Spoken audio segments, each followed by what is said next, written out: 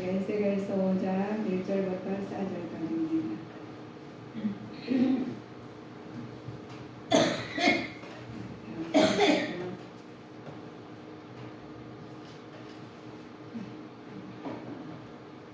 찾으신 분들은 한목소리 합동하시겠습니다. 남자야, 너는 날카로운 칼을 취하여 삭도를 삼아 내 머리털과 수염을 깎아서 저울에 달아 나누었다가 그 성읍을 에워싸는 날이 차거든. 너는 터럭 3분의 1은 성읍 안에서 불사르고 3분의 1은 가지고 성읍 사방에서 칼로 치고 또 3분의 1은 바람에 흩으라. 내가 그 뒤를 따라 칼을 빼리라. 너는 터럭 중에서 조금을 가져 내 옷자락에 싸고 또 그 가운데서 얼마를 가져 불에 던져 사르라. 그 속에서 불이 이스라엘 온 족속에게로 나오리라. 아멘. 오늘 공부를 다 해오신 분은 이 내용에 대해서 파악을 하고 계셔서 많이 마음이 준비가 아파하셨을 겁니다. 바벨론 제국과 또 호려된 유다 지역에 BC 612년에 바벨론 왕 나부골라살이 아수르의 수도 느웨를 점령했을 때부터 BC 539년에 새로 지어서 고레스 왕에 의해서 점령될 때까지 바벨론 제국의 영역이었어요. 바벨론의 포로로 끌려간 유다 자손은 그발 강가에서 저주했던 장면이 오늘의 바벨론 예루살렘 심판에 대해서 상징적으로 말씀하시는 것입니다. 하나님의 소명을 응한 에스겔이 자신의 사명을 감당하기 위해서 어떻게 준비하였는지를 보여주는 장면입니다. 소명이 있어서 사명을 감당하시기 위해서 많은 것을 하시겠죠. 에스겔이 하나님의 두루마리 책을 받아먹고 혹은 사실의 말씀을 전하자 먼저 하나님의 말씀대로 순종할 함을 의미하는 말씀이에요. 그 말씀을 먹으면 순종해야 되겠죠. 하나님은 에스겔 80권을 비유하여 저 선지자로서 그 중차대한 사명과 책임을 느껴 주셨어요. 그래서 우리는 사명과 우리 또 국민의 선장과 사명을 이 땅에 태어났다 이런 말씀이 있죠. 그러면 하나님께서 에스겔에게 하나님께서 주신 장면이 우리한테도 주셨어요. 그래서 하나님께서 일깨워 주신 이유와 유다 민족 멸망의 예언 때문에 이 말씀은 예언의 말씀인 것 우리는 보시면 알겠습니다. 에스겔 선지자는 예루살렘에 대한 네 번째 상징적으로 말씀하신 말씀입니다. 삭도로 머리털과 수염을 깎아서 3분의 1은 성읍 안에서 또 사르고 또 3분의 1은 성읍 사방에서 칼로 치고 다른 3분의 1은 하나님 바람에 흩어서 옷자락에 싼 것을 불사르라 이렇게 말씀하셔요. 그러나 집들이 불살르고 이것은 유다와 예루살렘 성읍이 전국에 의해서 함락되어 집들이 불술라고 했는데 사람들은 원역과 칼대에 죽으며 포로가 되어 사방으로 흩어진 것을 예언하는 말씀이 오늘 에스겔서를 통해서 말씀하신 것입니다. 우리 하나님께서 우리 영적 육적 우리가 80권으로 하나님께 세우시겠는데 동쪽에서 파견된 에스겔 선지자가 이렇습니다. 하나님이 에스겔 선지자에게 주신 사명이 있어요. 우리 개개인마다 하나님께서 우리에게 주신 사명이 있죠. 이스라엘 족속의 파수꾼이 되라고 하신 말씀입니다. 파수꾼은 잠시 적의 동태를 살펴하기 때문에 늘 깨어 있어야 돼요. 따라서 에스겔 선지자는 족속의 위의 길로 걸어가도록 깨어 있었습니다.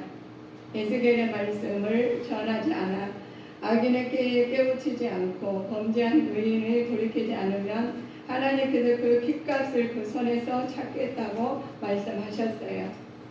그 손에서 핏값을 찾는 백성은 그의 삶을 인도하시고 또 바로 세우신 파수꾼의 역할은 종교 지도자로서 역할입니다. 그래서 우리 하나님 사명 주신 것을 우리에게 말을 하시면 그 말을 듣고 실행을 해야 되죠. 근데 실행하시기 위해서 그러나 사명자에게 하나님께 일꾼에게는 중대한 일을 맡길 때는 기도를 하라고 하셨습니다. 우리 하나님께서 에스겔을 선지자를 통해서 이끌고 가신 이유가 있죠. 그에게 말씀을 계시하시고 또 영광을 드러내시기 위해서 사명을 주신 겁니다. 우리한테 각자 달란트를 주셨죠. 달란트 주시는 이유는 하나님께 사명을 잘 감당하는 쓰시기 위해서 주신 겁니다. 하나님께서는 에스겔 사람들을 위해 줄에 매이고 잠시 벙어리가 되었다고 하고, 하나님께서는 에스겔의 사람을 우리에게 보면 에스겔을 통해서 네 마음을 보실 것입니다. 혀가 풀리고 하나님의 말씀을 전하게 되어달라고 계시하는 말씀이죠. 우리는 보시면 이 문제를 통해서 하나님께 기도하시는 것이죠. 내가 문제가 풀리고 말씀에 확신이 있게 갖고 담대어 나가야 됩니다. 그래서 우리가 혀가 풀린 것처럼 우리는 문제가 풀리는 믿음의 자녀로서 살아가시길 바라겠습니다. 에스겔의 주의 말씀을 전할 때 예상된 반응이 있어요. 우리가 주의 말씀을 전할 때 들은 자는 듣고 듣기 싫은 자들은 듣지 않을 것이라고 말씀을 전했습니다. 벙어리가 되었다니까 혀가 풀리는 말은 것은 보고서도 믿지 않는 자들에게 자신의 죄를 책망하는 하나님의 사랑의 경고를 듣지 않는 사람들입니다. 그래서 이것들이 그들이 폐역한 족속이요 또 하나님께서 만역하는 무리들입니다. 하나님 말씀을 들었는데도 실천하지 않는 것은 우리 하나님 반역자들이죠. 말을 안 듣는 그거는 우리 하나님께서는 각 백성 위에 예루살렘의 성을 그리고 토도를 쌓았다는 말씀이 있어요. 백성의 말씀을 들었는데 우리 세상의 포효에 대한 예언의 말씀으로 하나님께서 에스겔을 통해서 말을 하십니다. 이게 누구를 선지자를 통해서 말씀하시는 것은 들으셨으면 우리는 행동으로 옮겨야 되는 말씀이 우리 하나님의 말씀입니다. 예루살렘에서 성의 포효된 상징적 말씀은 하나님께서 우리가 시대의 왕 때 하나님께서는 예레미야를 통하여 이스라엘 백성의 바벨론을 향하고 그들을 섬기라고 하셨는데 그러나 그들은 하나님의 말씀을 무시했어요. 경고하는 말씀을 무시했습니다. 무시하고 애국과 곁다가 바벨론의 반역 결과 예루살렘은 그들에게 포유되고 말았습니다. 우리 삶에서도 그래요. 하나님의 말씀을 들었는데 그 말씀을 무견하고 하시고 그냥 그 말씀을 따라가신다면 어려움 당하게 돼 있어요. 우리는 바른 길로 가야 되는데 바른 길을 안 간다는 것은 우리가 안 가고 싶어서 안 가는 게 아니라 내 마음이 안 가고 싶은 거예요. 그러면 내 마음에서 가고 싶은 마음이 없는 것은 그만큼 소통이 안 돼. 하나님과 관계가 올바르지 않다고 보시면 됩니다. 그래서 우리가 항상 기도할 때 우리가 하나님 항상 기도하라 쉬지 말고 기도하라 그렇게 말씀하고 그 기도하고선 우리한테 소통이 된 사람과는 우리가 얼굴만 봐면은 무슨 일이 있는지를 대충 알아요.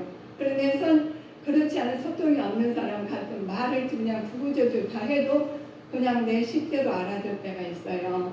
그리고 우리의 말씀 하나님의 말씀은 듣습니다. 그런데 어떤 사람은 말씀을 듣고 깨달았고 변화받는 사람이 있는가 하시면 어떤 사람은 말씀을 듣고 시험 당해가지고 하나님을 떠난 사람도 있어요. 그래서 하나님께서는 에스겔을 통해서 말씀을 전하라고 하면서 포효당한 사람과 포효 안 당한 사람들을 알려주셨죠.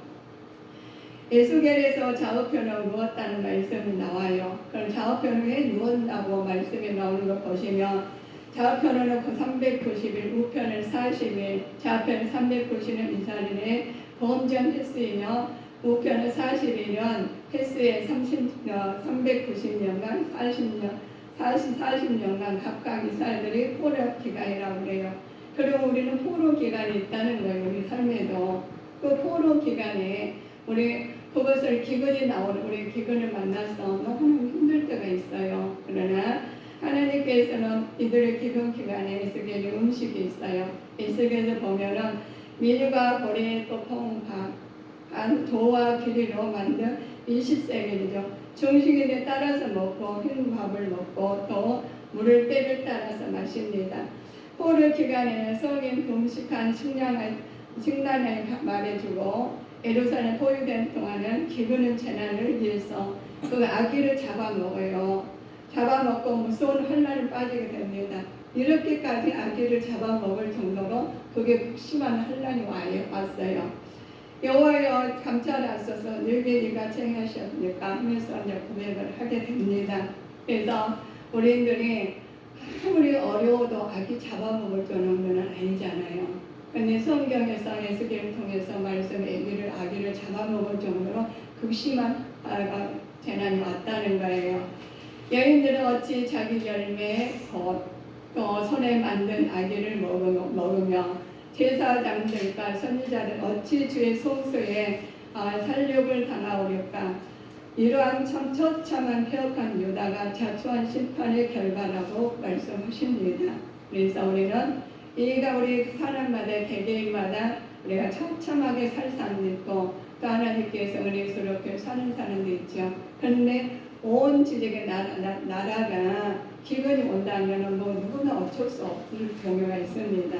그래서 우리는 하나님 나만 잘 먹고 잘 사자는 것도 물론 처음부터 그래야 되겠죠. 힘든 것은 그럴 수밖에 없는 사정이 있습니다. 그러나 우리는 내 개인을 통해서 내 주변을 통해서 나라를 통해서 다 기도할 수 있는 여건을 보여주십니다. 그럴 때 우리는 그를 가지고 먼저 기도를 해야 됩니다. 기도를 하시고 하나님께서 우리가 모든 처참한 일이 당하기 전에 기도를 하시면서 하나님 말씀이 예언의 말씀, 우리 성경은 예언의 말씀이에요. 그 예언의 말씀을 들으시면 그 예언의 말씀을 내가 받아들고 실행을 해야지 은혜예요. 그래 말을 했는데 우리가 인간과 인간 관계에서도 말씀이나 서신으로 해서 보냈는데 들었는데 안 들으면 그 사람은 관계가 우리가 경멸이 여겼다고 하시죠. 그래서 우리는 하나님 말씀을 경멸이 여기서는 절대 안 됩니다. 말씀은 내 안에 받아서 말씀에 내 마음에 입에 붙었으면 그 말씀에 따라서 우리는 실천을 해야지 믿음에 인정을 하는 거죠. 그 사람의 말에 내가 우리 말씀을 들었으니까 행동하는 내가 말씀이 성립이 되는 거지. 그렇지 않고 그냥 말씀 따로 행동 따로 언어 따로 생각 따로 하시면 우리가 그것을 우리 대답을 우리가 받아들일 때 혼돈이 오게 되어 있습니다. 이래서 우리 예루살렘 오늘 말씀을 상고하신 것처럼 우리가 예루살렘 심판의 네 번째 상징에 머리털을 깎고 또 삭도를 하고 또 3분의 1은 불사르고 3분의 1은 바람을 흩트르고 모짜라에 싼 것을 불사르고 어느 유다 사람들이 유다와 예루살렘의 성읍에 적군에 의해서 함락된 집들이 불살랐다고 하시잖아요. 사람의 원욕과 칼을 죽이고 포로가 되어 사방으로 흩은 예언의 말씀이 이렇게 절절한 말씀이 이 시대가 온다는 거예요. 그러시면 하나님께 이스라엘 멸망의 원인은 그러면 왜 오느냐?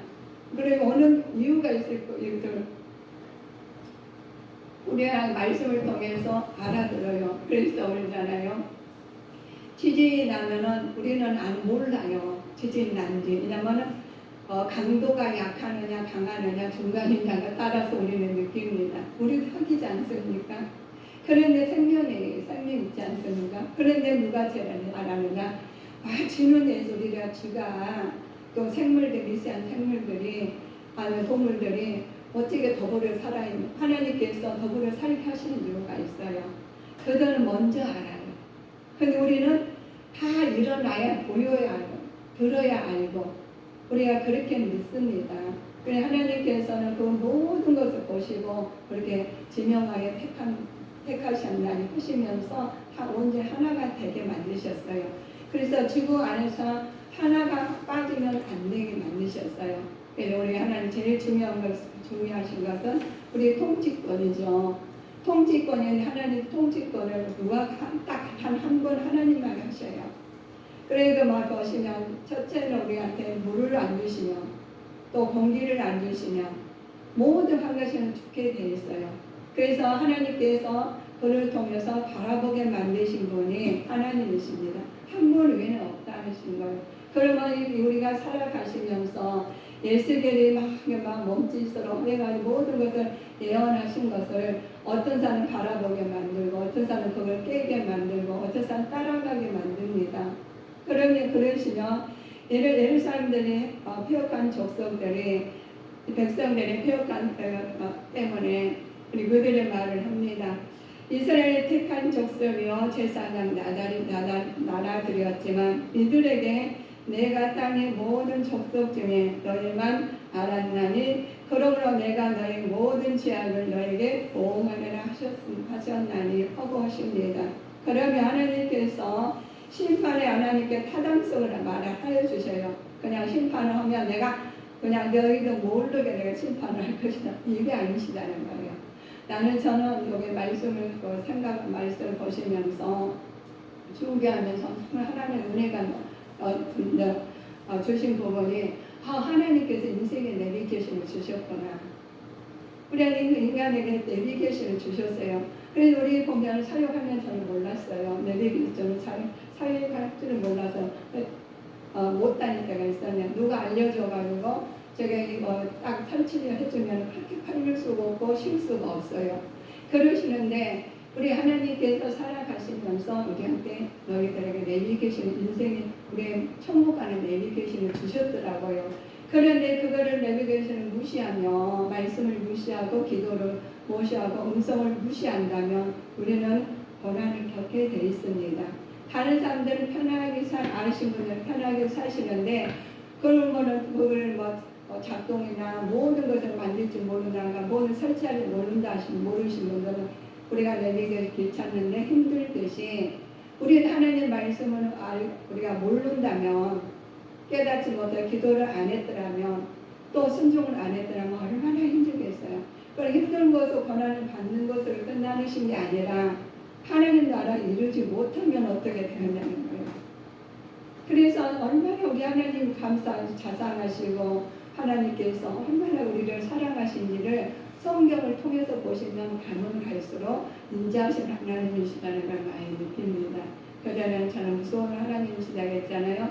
지금 인자하신 하나님이고 사랑이 많으신 하나님이시고 하나님께서 지극히 우리가 어린아이 보듯이 우리 가태한 아이들 보면 너무 이쁘잖아요. 움직이는 것만 보고 미소 주는 것만 봐도 예쁘더라고요. 그런데 우리 하나님은 그런 사랑이 사랑하시는 것 끊임없이 하시고 하나님 천국에 같이 만날 때까지 사랑하셔. 우리는 사람이 좋다가 싫다가 아주 짜증날 때도 애면할 때가 우리 마음대로 하시게 되죠. 그러니 하나님은 변함없이 하신다는 거예요. 그 사는 우리는 하나님과 그 크신 사랑을 하나님이 모시고 사는데 어쩔 때는 하나님을 떠나서 살고 어쩔 때는 하나님을 가까이 살고 그러시는 거예요. 그래서 하나님께서 그러시니까 다들 일꾼을 세워주셔가지고 선지자들을 일하게 만드셨어요. 그런데 선지자들을 리더자들 보시면 그냥 평탄하게 가서 이렇게 와서 하신 분이 없어요. 유명하고 더 훌륭한 사람들 그만큼 고난을 겪었다는 것입니다. 하나님께서 그걸 보시면서 말씀해 주시니까 예수님께서 우리는 이처럼 사랑을 보셔가지고 독생명 예수님 보내주시니까 편하게 오셨다 편하게 가셨다는 소리는 우리 못 들어보셨죠? 다 십자가의 고난을 피 흘리시까지 다 하시고 우리를 생명을 거두셨어요. 죽으시고 죽음에까지 다 이루셨다고 그러셨어요. 그 말씀 한마디 우리는 눈물이 나오지 않습니까? 얼마나 감사합니까? 그래서 그들에게 아버지의 심판의 말도 하나님께서 너희 모든 죄악을 너희에게 보응하셨나니 라고 하셨죠. 심판의 타당성을 알려주세요. 그냥 무조건 사랑하셔가지고 끝까지 아무렇게 살다고 오라고 하시지 않으셨다는 거예요. 깨닫게 하셨죠. 자, 하나님께서는 보셔요. 하나님 집에서 심판을 시작할 때가 되었나니 만일 우리에게 먼저 하면 하나님의 복음을 순종치 아니하는 자들에게 그 마지막은 어떠하였는가 라고 베드로 전서를 통해서 말씀하셔요. 그러면 저와 성도의 삶들이에요.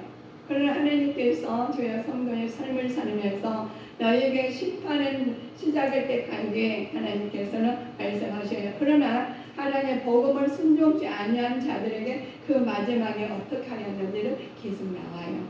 그런데 우리 하나님께서 너희들에게 복음을 전한 하나님 은혜를 입으셨으며 은혜를 갚으셔야 되겠죠. 그런데 하나님께 굉장히 중요하신 것은 제일 중요하신 것을 하나님께 요구하셨어요.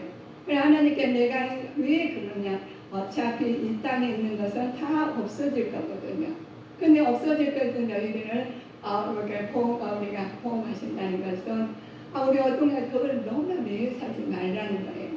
그래서 우리 하나님께서 갚아주시는데 영혼을 위해서 우리 사시니까 그러면 너희는 이 땅의 것을 우리가 사시다가 하나님 나라를 유지 못하니까 하나님께 알려주시는 것이 깨닫게 어려움도 주시고 축복도 주셔요. 그들에서 그들을 깨닫지 않으면 하나님께서 하나님 갚아주신다는 거예요. 그러시면 하나님께 성도의 우리의 삶을 보시면 하나님 집의 심판을 시작할 때가 되었나니 만일 우리에게 먼저 하면 하나님 복음을 순종치 않는 자들에게 마지막에 어떻게 할까 해야 되나 보시며 하나님의 성도들이 우리 베드로전서 4장 17절 보실까요?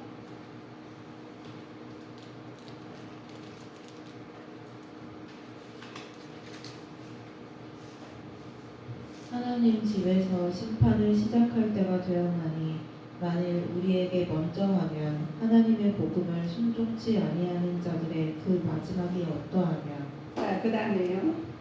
또 의인이 겨우 구원을 얻으면 경건치 아니한 자와 죄인이 어디서리요. 그렇죠. 우리가 계속 보시면 하나님께 성도의 삶에 대해서 하나님께서 성경을 통해서 보시가지고 내 마음에 와닿는 것을 하나님께서 보시고 길게 보시면 그 내용이 나왔습니다. 하나님께서 심판받는 아수르에 대해서 나와요. 이러므로 주 내가 나의 일을 시온산과 예루살렘에 다 행한 후에 아수르 왕의 완악한 마음의 열매와 눈의 자랑을 버리라 그러셨습니다. 그래서 하나님의 심판에 나온다는 거죠. 심판에 나오니까 우리가 너무 큰 어려운 상황에 나오는데 아기까지 잡아먹을 정도로 어려워서는 안 된다는 거죠. 우리가 오죽하면 그러면 오직 세상에 아기까지 어떻게 잡아먹었다고 나왔어요. 그만큼 어려운 기근이 온다는 거죠. 왔다는 거죠. 그래서 하나님께서는 너에게 말씀하셔요. 그럼 그 조각의 신상들의 말을 하죠. 신상들 우승하였느니라 하는 표현이 있어요. 보시면 아수르 사람들이 다른 신상 우상들보다 자신의 섬기는 신의 능력에 얼등하다고 자랑하면서 사마리아와 그 신상의 파격한 것과 예루살렘의 신상에게도 그렇게 행할 수 있다고 한 교관들이 자랑됩니다. 자기 자랑을 하는 거예요. 그래서 예루살렘 신상에게도 그렇게 행할 수 있다고 말을 합니다. 그들은 하나님보다 자신을 더 지켜 세우면서 보다 더 강하고 생각과 하나님과 거짓 신의 차이를 구별하지 않았어요. 그러시면 우리가 하나님 백성으로서 나와 하나님과의 관계를 지속하기 위해서는 심판을 피할 수 있어야 하며 이는 뜻이 하나님이 정결해야 된다는 것입니다. 그래서 하나님께서 자기 자신들이 자기가 모든 옳동하다고 다 자기 신이 더 옳동하다고 생각하는 것이 이들의 삶이었어요. 그러나 하나님께서 그들에게 심판을 하시는 하나님, 우리가 내 생각이 옳다고 주장하는 사람이 있죠. 내 생각이 바르다고 생각한 사람이 있죠. 그러나 하나님께서는 우리 생각도 중요하지만 하나님의 뜻이 어떤 뜻이 말씀이 어떤 것인지 우리가 하나님 말씀에 내비겨서 성경을 통해서 우리가 보실 때 정확합니다. 그래 성경을 내 식도로 우리가 참고하고 해석하는 게 아니라 하나님 말씀으로 해석해야 됩니다. 그래서 우리는 영과 육이 강건하실 때 하나님 말씀으로 순종하실 때 하나님 뜻이 내 마음에 와요. 그러면 내 뜻이 행동으로 나오고 받아들이게 되죠. 행동이 나와서 받아들이게 되고 순종하게 됩니다. 그러시면 그러면 고난이 그러면 유의다 했는데 고난을 보면 우리는 세상 사람들은 어렵고 하나님을 떠난 사람이 있어요. 그런데 고난을 통해서 하나님을 바라보고 더 가까이 간 사람이 있으시죠. 그래서 우리는 하나님께서 말씀을 통해서 고난도 기도를 통해서 우리 하나님과 대화하시면서 이겨나가는 힘을 주십니다. 그래서 성령 충만의 진리 말씀으로 거룩한 삶을 살게 되고 거룩한 삶을 통해서 아버지 뜻이 기쁘게 나타납니다. 그래서 복의 근원이 되신 하나님을 내 안에 모시고 사시니까 항상 깨어서 기도해서 정결한 삶을 사시기를 주 예수 그리스도의 이름으로 축원하시겠습니다. 하나님께서는 우리 말씀하셔요. 대해서 가능합니다. 그런 끔찍한 하나님의 진노에서 버려야 합니다. 하나님이 미워하는 행위는 무엇인가 보시면 그 이웃을 그렇게 펴는 자는 내가 뭘할 것이요 벌할 것이요 하나님께서 눈이 높고 마음이 교만한 자에 대해서는 자는 내가 용납치 아니하리라 라고 했습니다. 이 교만이란 말씀은 내가 내 나서 물론 내 교만은 말씀 하나님 따르지 아니하고 내 의대로 내가 해석하는 경우가 있죠. 그런데 내가 모든 문제가 나타나고 그런 것이 우리가 다르게 생각할 때가 많아요. 그런데 자기는 교만하고 자만하니 의심 있는 살지를 못하는 경우가 있거든요. 그럴 때는 하나님한테 물어봐야 돼요. 우리도 모르잖아요. 사람이 어떻게 용서를 하겠어요? 하나님이 저를 용서를 주시는 마음이 돼야지 용서를 하시는 거죠. 우리는 다 죄인이라고 고백합니다. 고백하면서 입술로 죄인을 고백하는데 내 마음이나 생각이나 모든 고백이 안 나오고 다르게 할 때가 있다는 거죠. 그래서 하나님께서는 너희들 하나님께서 심판날에 우리 보시면 그래요. 자, 우리가 에스겔서 하나님께 저기 5장 13절을 참고해 보실까요?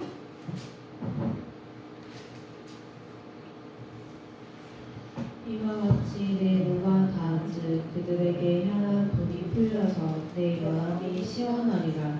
내 분이 그들에게 닿은즉 나 여호와가 열심으로 말한 줄을 그들이 알리라. 그렇죠.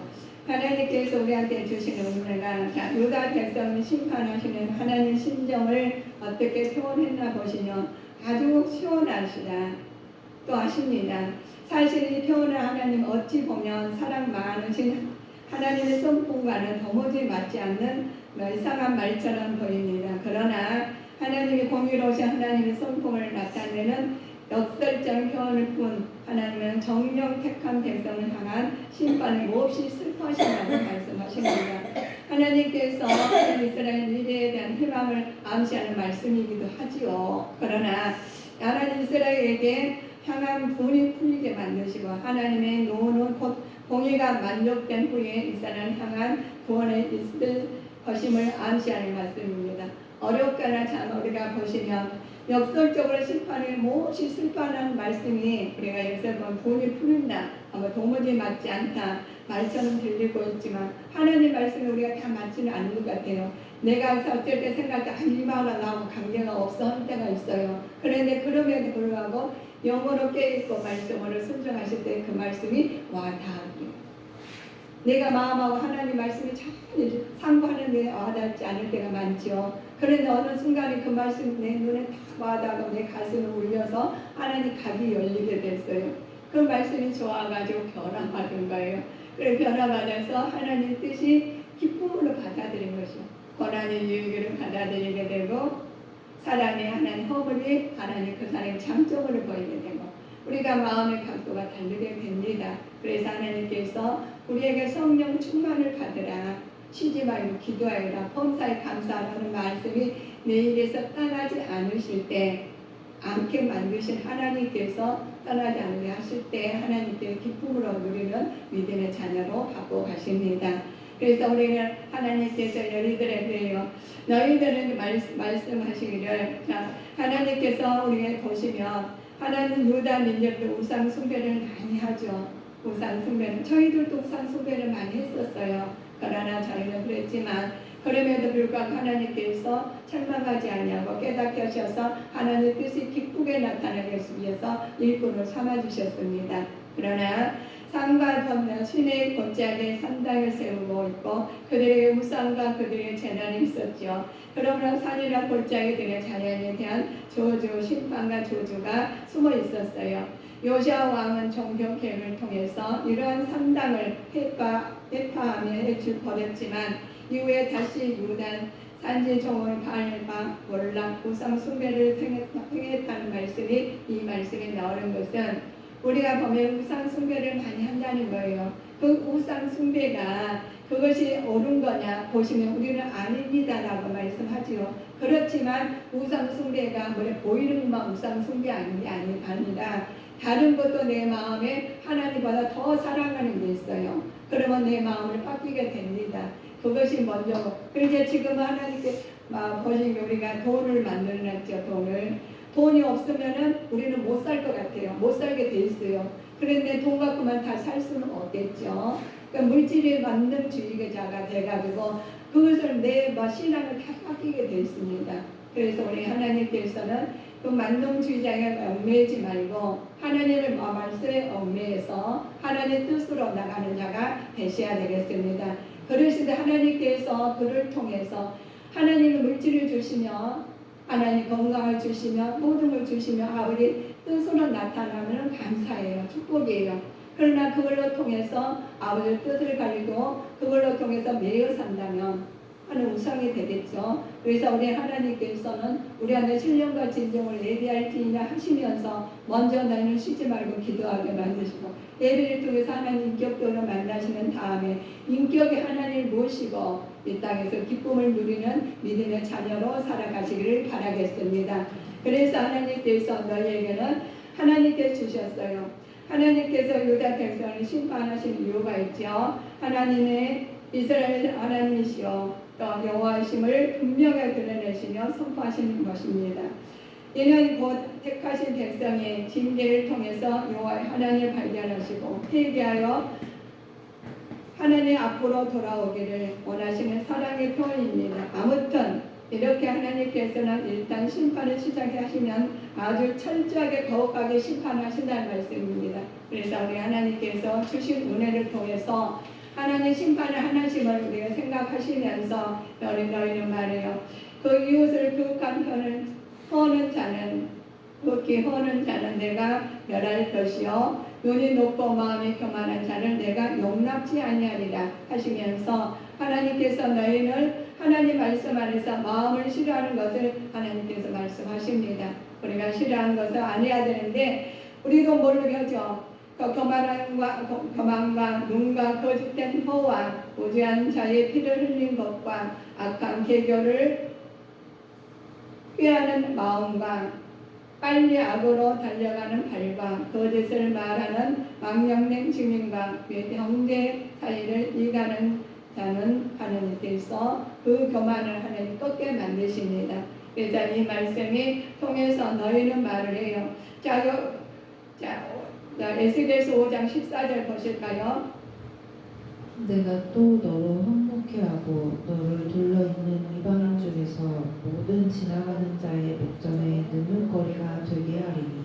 그렇죠. 아무리 화려한 과거라도 하나님을 대적한 결과라면 조롱으로 남을 뿐입니다. 이방인 앞에서 능욕을 받게 하고 하기 위해서 순종히 하는 나를 향하여 하나님 말씀이 떠서 보시는 자가 되셔야 되겠습니다. 내가 또 너를 양롭게 하고 너를 있는 모든 것을 하나님께서 보신다고 하신 말씀이 우리한테 말씀하시기를 너희들은 우리가 성숙된 믿음을 가지라는 거예요. 자유하게 하는 온전한 율법을 들여다보고 있는 자는 듣고 잊어버린 자가 아니요 실행하는 자니 이는 사람이 그 행하는 일에 복을 받으리라 라고 하셨습니다. 그래서 시험과 성숙된 믿음을 가지는 자는 하나님 복을 받는다고 해요. 그래서 하나님께 실행하는 자, 공의로우신 하나님의 준엄한 심판은 너무나도 엄격하여 세상 어떤 존재야 감히 피하거나 막을 수 없죠. 다만 하나님의 주문한 심판과 평강은 어마기 전에 회개함으로 하나님의 피하는 유일한 방법이 책 말입니다. 그래서 오만관하고 우리는 피하기 전에 사랑의 하나님 말씀으로 덮이실 때 악인은 그 길을 불의한 자는 그 생각을 버리고 여호와께로 돌아오라. 그리하면 그가 긍휼히 여기시리라 하시면서 우리에게 나오라고 그러셨어요. 하나님께 나오시라는 겁니다. 그래서 이러한 예루살렘 비참한 심판을 가지고 하나님께서 에스겔 선지자를 통해서 바벨론 예루살렘 공격을 피해 살아남은 신실한 유다인들을 통해서 암시적으로 말씀해 준 것입니다. 하나님을 불신 백성들 엄한 형벌로 다스린다는 말씀은 동시에 신실한 사람들에게는 소수의 자에서 부벼서 보면 그들에게 구원의 은총을 베푸신다는 거예요. 심판도 하시지만 구원의 은총을 베푸신 하나님께서 우리한테 손을 내미시고 하나님께서 그들의 있는 자에게 감사함으로 하나님은 자비와 구원의 은혜를 입은 자들에게만 명심하고 감사하는 삶을 살아야 되겠다고 고백하는 말씀입니다. 그래서 우리가 미가서에 보면은 미가서의 7장 18절 보시고 말씀을 마치겠습니다.